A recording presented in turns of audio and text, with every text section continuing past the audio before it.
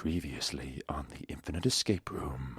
Don't call me up on my inconsistencies. You give me turbulence in my loins whenever I'm near you. As we all know, Voldemort loves to fuck. Roar. Or just squat like the dogs do. Like, what animal stands up to we? Do we want to get this deep into coconut lore?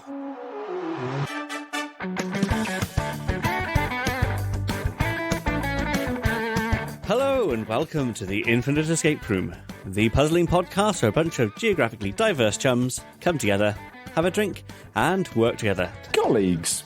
The puzzling podcast where a bunch of geographically diverse colleagues come together, have a drink, and work together to solve a homemade escape room. Actually, that's worse. You're right. You were right the first time. That is worse. That makes it sound like a terrible team building exercise. We couldn't afford paintball this year, so we're doing this. Before we introduce ourselves, I'm here to tell you that this episode is snack sponsored by Enigmailed. While pondering this week's puzzle, I've been nibbling at a bar of the Peel McCoy and having a go at the included puzzles as a bit of a break. And I can happily tell you that I've gotten further through the chocolate than I have done through the puzzles on the packaging. Strangely, I'm not a lover of dark chocolate or many orange chocolates, but I'm loving the punny name, and I thought I'd give it a go. And the bits of orange peel and the actually kind of like really nice dark chocolate is a really winning combination. Dear listener, the chocolate is gone, and more shall be purchased post-haste. If you'd like to give them a go, head over to enigmailed.com and let them know the Infinite Escape Room sent you. I'm Ben Lavery-Griffiths, and this week I am drinking a Beatrix Porter. Oh, I like what they did there. Yes, it was a can that we picked up in Aberystwyth with last weekend. It's smooth, balanced porter, brewed with a variety of multigrains, cocoa nibs, I was going to say Nivilla, but that's not how you say it. Vanilla and muscovado sugar, and it's really nice. It's That sounds like breakfast cereal. It's not overly sweet. But it has a really nice rounded flavour. Oh, thank you. Do you have ice cream? Oh, good God. I do. I'm John, everyone. Hello. I'm locked in with Ben and Jamie today, and I've just been given by my wonderful wife some ice cream and tarts. Yes, jam tarts, I believe. I'm also drinking a beer. It is called... It's one of those cans that's full of shiny stuff. It's just like I can't even find a name. There's just a picture of what I think is sort of a curled up ice cream on the front. Thematic. Is this a puzzle too? The original Forest Fruits Ice Cream Imperial Stout. Oh my word, 10%. Okay, so Jamie, you're carrying this one. We'll be fine. I'm sure it'll just sharpen the brain, John. Here we go. Oh wow, there's a lot going on there.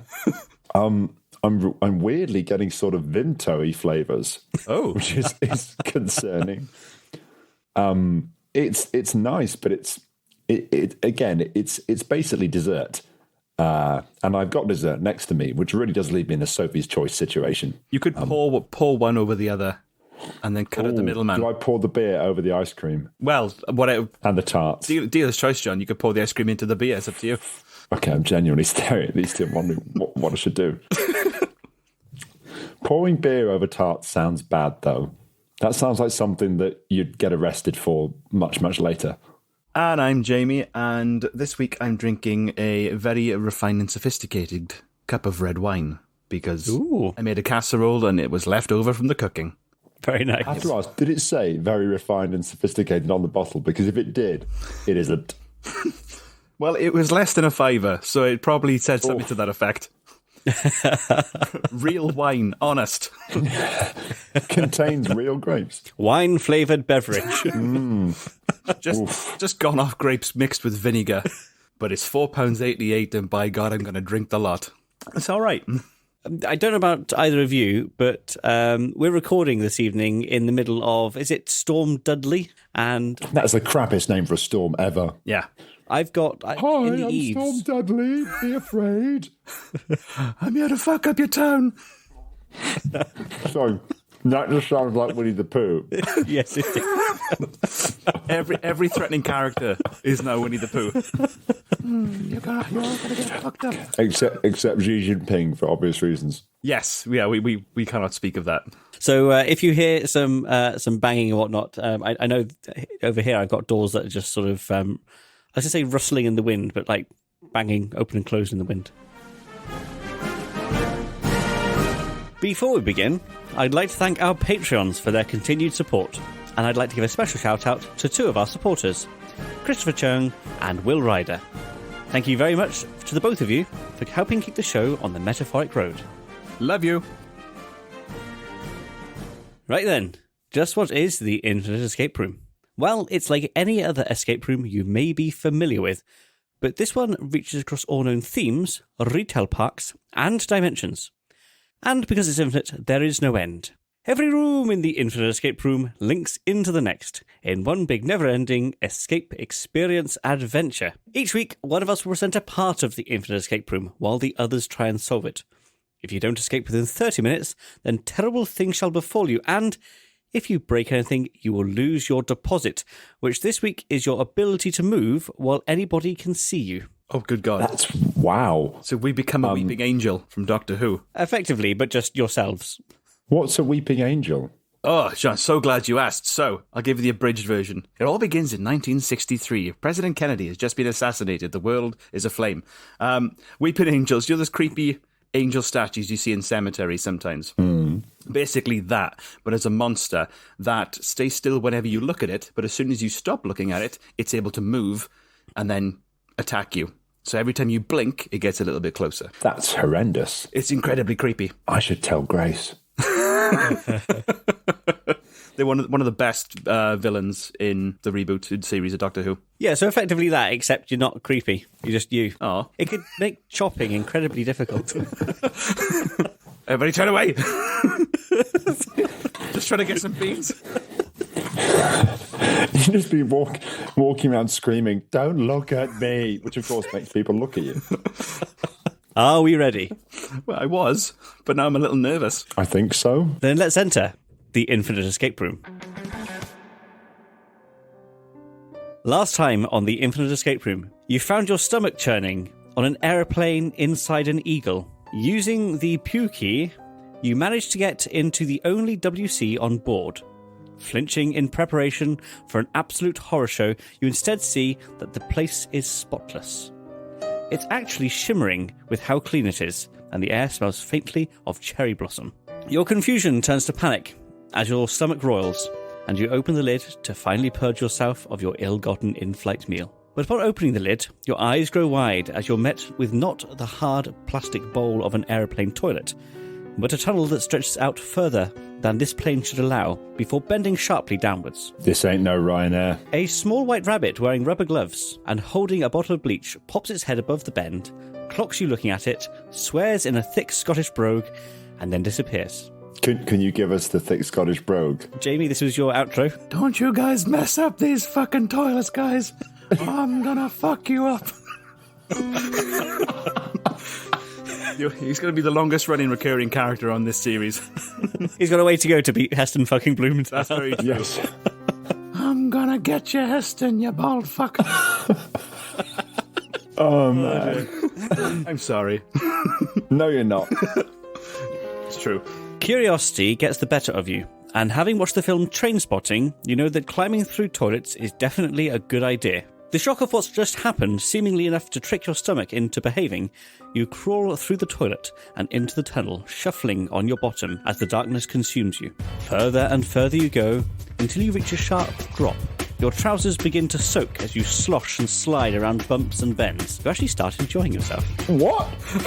Okay, Ben, we'll be the judge of that. You feel another dip in the tunnel before rising and bursting into blinding light. You leave the tunnel at quite a speed and are jettisoned into the air. Whee! Blinking, you briefly see what looks like palm trees. But before you can take the surroundings in, you plunge into warm water.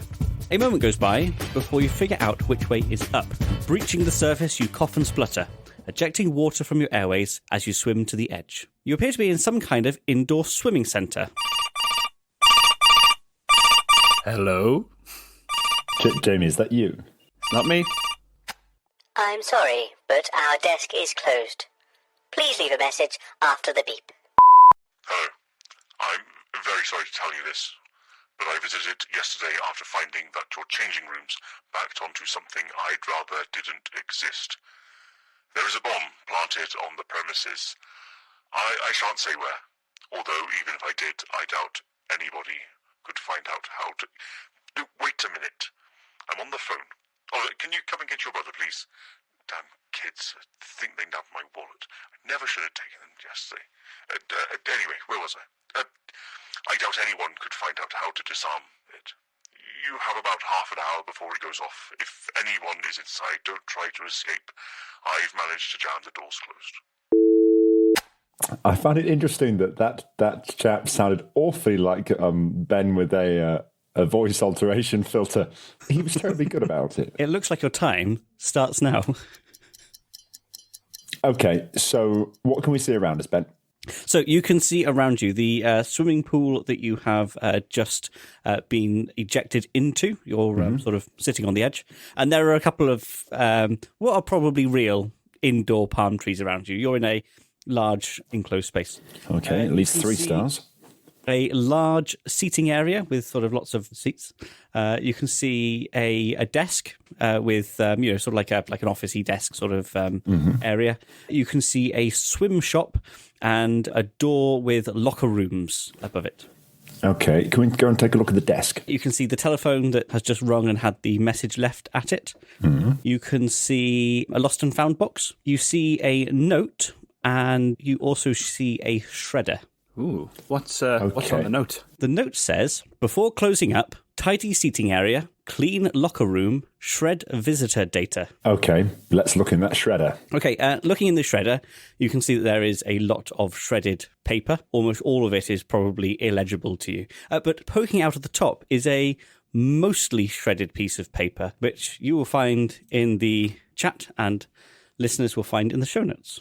Okay, so I'll read out what this. This says it's a table with 2 columns. It says daily visitor data, and then it has a column for name and a column for age. And name, we've got a lot of names: Luther Stamp, Lorne Elliott, Dalton O'Connell, Hall Fair, Corey Watts, Hervey Duncan, Heath Wortham, Randall O'Reid, Edna Royston, Pamela Spaulding, Zane Montgomery, Richard Mann, Oliver Mann, and Mark Mann. And then they have their various ages. I'm wondering, this could just be the way it happens to be displayed on my monitor, but it looks like certain letters in the names are kind of in bold. Are you seeing that, Jamie? I'm seeing the exact same thing. I can confirm that is the member of staff's handwriting that makes it look like that.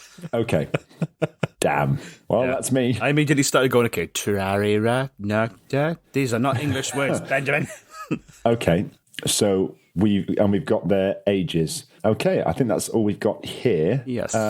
Anything in the lost and found box? The lost and found box says some earrings, a little bit of loose change, and a pair of boxers. I would like to wear everything.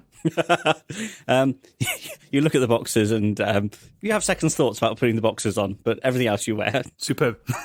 Including the change. Stick it in my forehead. Okay, to the seating area? Yes. Cool. The seating area, there is lots of chairs, the lounger style chairs. Oh, I see. It's more of a spa swimming pool then. Yes, yeah. It's not like a swimming pool. It's more of like a leisurely, centre-y spa swimming pool. Like fun swim sort of thing. Some of the chairs have got tables next to them. There's a couple of towels sort of dotted around here and there. There's a bin with old towels in. Okay.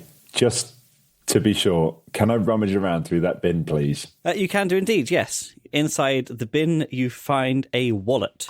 What's in the wallet? The wallet has a lot of money of a currency that you do not recognise. It also has a photograph. Ooh. The photograph has 3 boys on it, and it's got a writing at the top saying "Man Boys." That's MANN. Boys. Okay, that corresponds with some of the names on the visitor data. Yes. And then left to right, you've got the names Oliver, Mark, and George. Okay. George Mann's name was not on the list. No. But Oliver and Mark's was. It's presumably that's where the sort of it had been partially shredded. So. Oh, I see. Okay, yes. I just wasn't very good at making it that effect on the picture. So Oliver, George, and Mark. Anything else in the wallet apart from that and the money? No, that's it. Okay. Should we take a little look in the shop? Before we go, could I just sort of lift up the towels on the loungers, look under the loungers, just have a really good sort of scour? Yeah, no, of course. So you pick up the towels, they're damp, and they're sort of Fausty smelling. Sorry? Feeling a little slightly Fausty? Fausty. Okay. You know, come across the word Fausty before? No, I haven't. The only Faust I've come across is Dr. Faustus, who does a deal with the devil. I'm guessing that's where the smell comes from. I'm not too sure, but yeah. Are you the devil, Ben? I am not. That's the kind of thing the devil would say. I can neither confirm nor deny. Yeah, so they're slightly Fausty smell. You know, like when something damp has been left somewhere overnight. Oh, yeah. There are various towels dotted around, but again, they just appear to be used towels that haven't been very well cleaned up from the night before. Okay. Delightful. I think your first instinct was right, Jamie. To the locker room. What? Why is that funny? I said shop. Either way. And you can go to the locker room or the shop, but one of them Jamie said, one of them he didn't. But in my head, it was your idea. So where are we heading to? I'm confused. Let's go with the locker room. I admire John's confidence. Excellent. You go into the locker room and it is rather large. You could spend an awful lot of time in here. Some of the lockers are sort of floor to ceiling or at least sort of floor to head height, whereas some of them are half that, you know, stacked one above the other. Mm-hmm. All of the lockers appear to be numbered. You notice as you walk in, the one on your left is the number 1, but the one on your right is 2,500. So you can appreciate that going through every single locker could take quite a lot of time. As far as you can make out, all the lockers have keys in them. You know the kind of keys that you go to when you get when you go to the swimming pool? Each of the keys have got an elastic band around them that you can either put around your wrist or around your ankle. Okay. At first glance, do any of them appear to be missing? If you look through them, yes, you can find a handful of them that are missing in the immediate vicinity. You know, it's a rather large room. Okay. Maybe if you want to come back to potentially, we have more info. Yeah. Are there any benches or anything else we can look under? Yeah, there's various benches. There's a couple of private rooms for families and that sort of thing. Can we check out those private rooms? Yes, they appear to be private. Okay. Okay. Interesting. Yeah, because Jamie, I think the first instinct was right. To the shop. I want to stay in the locker room now. Yeah, let's mosey on to the shop. So the shop is presumably there for people that have completely and utterly forgotten to bring any kind of swimwear, because you can buy goggles here, you can buy floats, you can buy all sorts of, you know, kind of swimming pool things. You can buy trunks and swimming costumes and all that and the like. There are a number of mannequins dotted around the shop sporting the various wares that are sold. Can I purchase some swimming goggles with the loose change from the Lost and Found box? Sure, yes. You find a pair of toddler-sized goggles that you can purchase for about 16 pence. Cool. I'll put those on. They go around your wrist quite nicely. Damn it. Okay, you don't have a toddler, Ben. Could I take a look at the till? I'm assuming there is a till. Yes, there is a till, yes. It's a till. Is it locked up? Let's say no, but the drawer is open and there's the money bit has been taken out. Okay, so they've cashed up. Yes, prior to opening. Okay. Anything about the mannequins that's strange or unusual? Looking at one of them, you do indeed find that on the ankle of one of them, there is a key. What number is it? It looks to be for locker 158. Okay. Jamie, I think your first instinct was right. To the lockers locker room. with the key that we rip off the mannequin. Just take the mannequin. Yeah, Just we'll take the whole thing. Come, Dorothy. You drag the entire mannequin into the locker room. Much to its disgust, it has to be said. Yep. 2 men taking a mannequin into a locker room to the private family rooms. It's okay. We just need the ankle. It's okay. You detach the foot and just take the foot. Oh, guest starring Quentin Tarantino. Fantastic. So you head over to locker 158. This is a floor to ceiling locker. Oh, I bet there's a body inside. And the key does in fact fit. Do you feel ready to open it? Not now you said that. I did. I was going to open it as a matter of course. Yeah. Have key will open, but now I'm horrified. Do I feel ready? I mean, maybe that's where the bomb is, and if we open it, it could explode. Or could we just listen to the message again? Yes, you go back. The salient bits and not the bollocks where his kid comes in. You go back to the main desk and listen to the message. Hello. I'm very sorry to tell you this, No, you're not. but I visited yesterday after finding that your changing rooms backed onto something I'd rather didn't exist. There is a bomb planted on the premises. I shan't say where, although even if I did, I doubt anybody could find out how to... Wait a minute. I'm on the phone. Oh, can you come and get your brother, please? Damn kids. I think they nabbed my wallet. I never should have taken them yesterday. Anyway, where was I? I doubt anyone could find out how to disarm it. You have about half an hour before it goes off. If anyone is inside, don't try to escape. I've managed to jam the doors closed. And just to mention that it's more like 18 minutes now. Oh, Okay, so there's mention of the wallet there. So- the kids took his wallet. so this is probably one of the Mr. Mann. Yeah, Richard Mann potentially from the What a prick. the data. What exactly did he say? Did he say, I found out that the changing rooms backed onto something I'd rather didn't exist? Yeah, Was that what he said? that's what I heard. Yes. What, the disabled toilet? Like, wow. What an arsehole. Okay. I say let's open up this locker. We're ready. Excellent. So you place the key in, give it a turn, and you open up the locker. The locker appears to be mostly empty, but attached, although you can't figure out how, to the back of the locker is a bomb. On the bomb, there is a keypad and a small digital display. Looks like it takes 5 digits. Okay. I'm guessing, is the bomb counting down or anything? I know we've got sort of 16 and a half minutes since the message, but... Sure, yes. The bomb currently displays to 1640, 1639, Any, 1639. can you describe the bomb? Yes, thank you. What does it say now? 1632. Cool. Could you give a little more detail about the bomb? It's a bomb. Okay. It has a digital display that looks like it takes about 5 characters, Oh, a fuck. keypad, and a secondary display now that reads 1615. I've made this worse. Never ask questions. Okay. So we think it's the Manns that this is about. Richard Mann is the adult. His name was on the Daily Visitor data. And he's aged 40. Yeah. Oliver Mann is aged 15. And Mark Mann is aged 13. There's another kid, George Mann, whose age we don't have. Yeah. On the photograph that we've got, does George look older or younger than the other two? George looks younger. Okay. So that could be a single digit number, and the 5 digits we're looking for are the kids' ages potentially. Yeah, I was thinking that. But could we try that? Like, what will happen? If we get this wrong, the bomb won't blow up because the bomb's on a timer. The bomb's going to blow up when it blows up. So could we try 15139?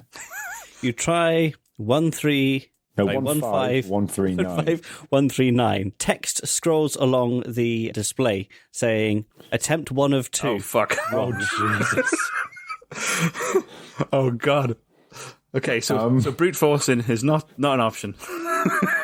Okay. Could I take a little dive bomb into the pool area itself and then see if there's anything under the water?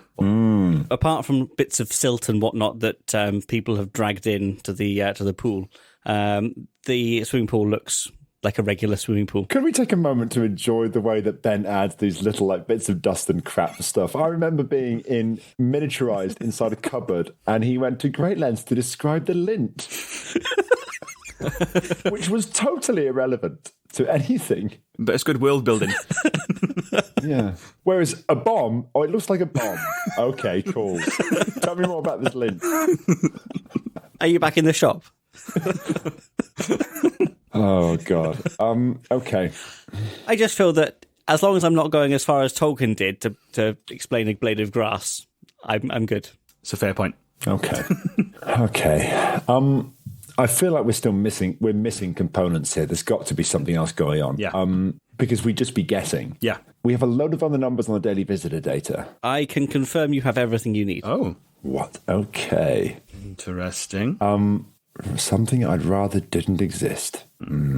Is there any other doors in the locker rooms that we've not explored or anything that would back onto the changing rooms? There is not back up. Well, I guess everything backs onto the locker rooms depending on what wall you're looking at. Fair. What? That's not helpful. Please, Ben, give me the architectural diagram for this building. Well, if you look in the chat. No. Well, if you come out of the swimming pool and into the locker room, then yes, over to the right somewhere there are some double doors with way out above them. And presumably those are barred. Well and truly not opening. Okay. Is there anything on those doors that's of interest? Handles. Oh, Jesus Christ. Jesus Christ. Okay. Right, we have 12 minutes. Yes. So we've got the photograph of the three boys. We know the ages of two of them. And Can we hear a bit more detail on this photograph? Assuming there is detail, assuming it's not just a photograph of three boys, like the bomb, but not like the dust.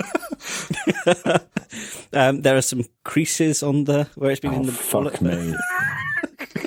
Slightly dog-eared around the edges. I think all that's probably relevant is that there are three boys. Two look like they're early to mid-teens, and the other is sort of late not teens. So we went with 9. I mean, we've still got 10, 11. And everything. We got 8s and 7s potentially as well. We've only got one guess. So, and we're assuming that's assuming that it's the ages put together, which is just that is a pure guess. I'm wondering if there is a clue in the message. I know we've heard it twice, but Ben, could we hear the message again? I can, if you would like, paste the text. Yes, please. Chat. Yes, please. What I can tell you is there's not an awful lot of... You won't find anything in it. That's what I'm trying to say. After finding that you're changing rooms backed onto something I'd rather didn't exist. That's the part about this that I don't get. It's a really weird thing to say that. Ben, is that relevant? It depends if you escape or not. Okay.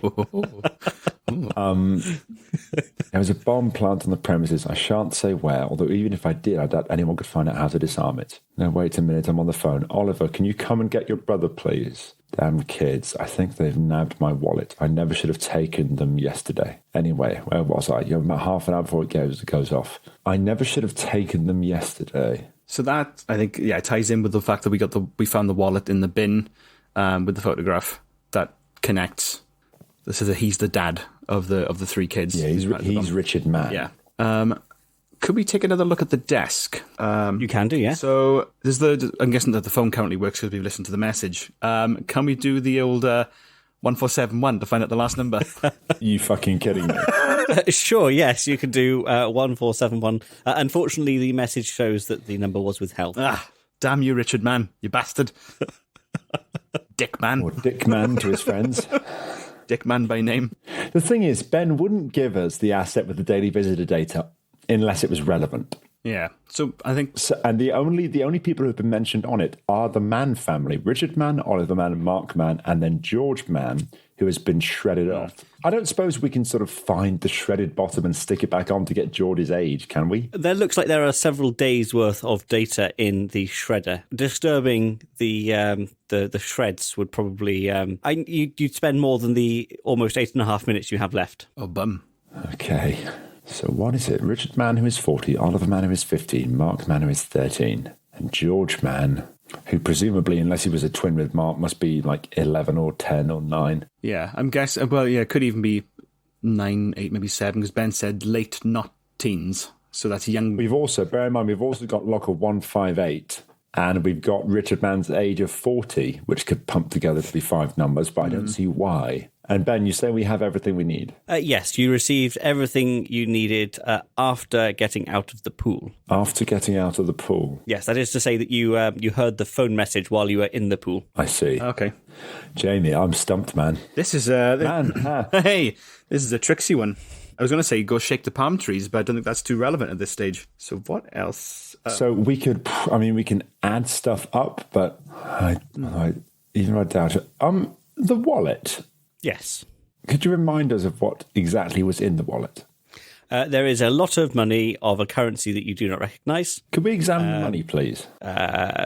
It's paper-based. Fuck's sake. Has a nice matte finish. Has lettering that you cannot recognise. Maybe it's Cyrillic or something like that, or however you pronounce it. Looks awfully like set dressing. Again, I was about to say that feels weirdly specific, but then he said it looks awfully like set dressing. But clearly not. You got the small change. Yeah, I got the...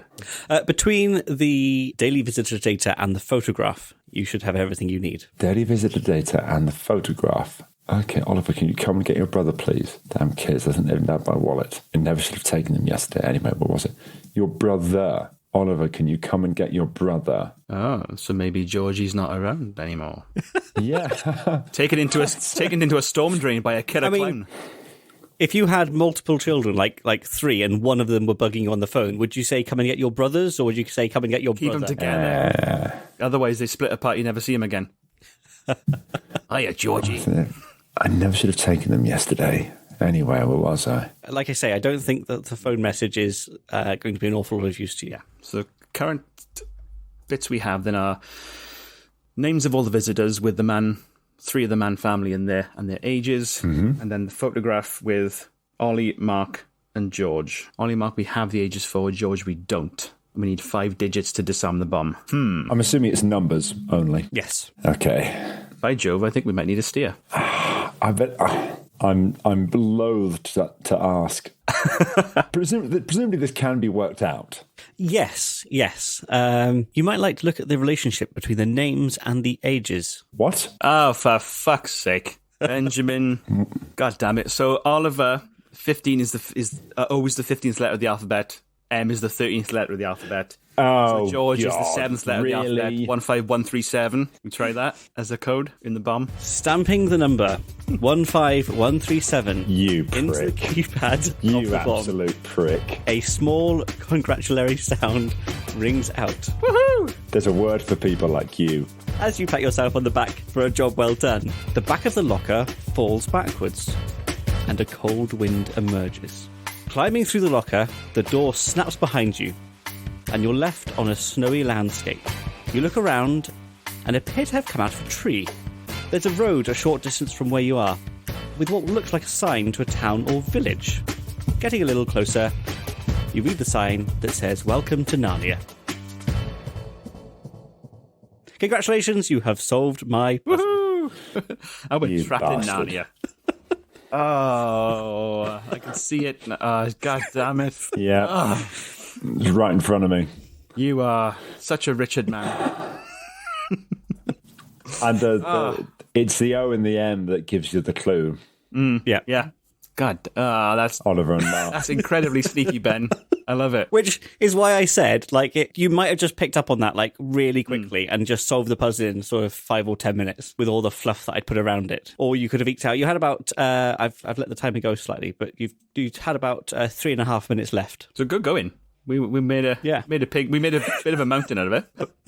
That was cool. I like that. I think if you were a numbers person, you'd get that quickly. But I'm not. I'm really not. No, and it's something that I would do, especially if I'm running out of ideas. I would just Start indexing things. because- Alphanumericize. Yeah. Yeah. I can tell you that I thought that you might try to brute force it. I thought that you might try to brute force it from the other end, and you were going to have 3 attempts. And I panicked when you realised it was probably 1 digit. And you started at 9. I was like, shit, if they have 3, They'll get they it. can quite easily get to 7. So close. So close. That's fair. So I panicked. I also didn't have anything in my notes about it, so I kind of entirely forgot about it until you said it. If only we were recording this on the video so we could see Ben's eyes just go, fuck.